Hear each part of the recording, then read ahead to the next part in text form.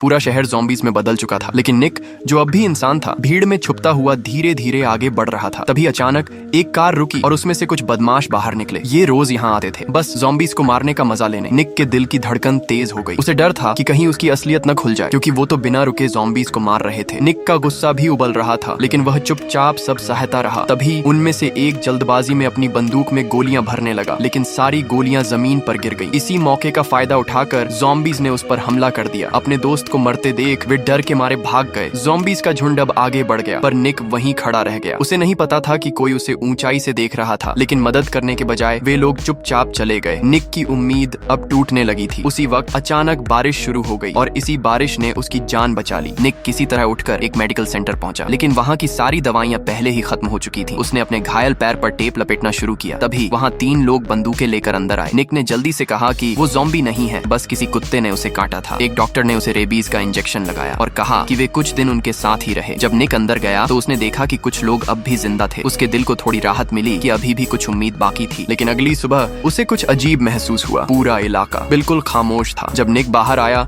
तो वहाँ कोई नहीं था। उसी समय उसे एक लड़की दिखी जो रो रही थी और अपने पापा को पुकार रही थी। निक ने ऊपर देखा तो सारे लोग एक आदमी को गले लगाकर विदा कर रहे थे। निक समझ नहीं पाया कि क्या हो रहा है। वो आदमी चुपचाप ज़ॉम्बीज़ की तरफ बढ़ गया। तभी उसे पता चला कि यहाँ के लोग वायरस से इन्फेक्ट होते ही खुद की बलि चढ़ा दिया करते थे, ताकि बाकी लोगों को कोई नुकसान न हो।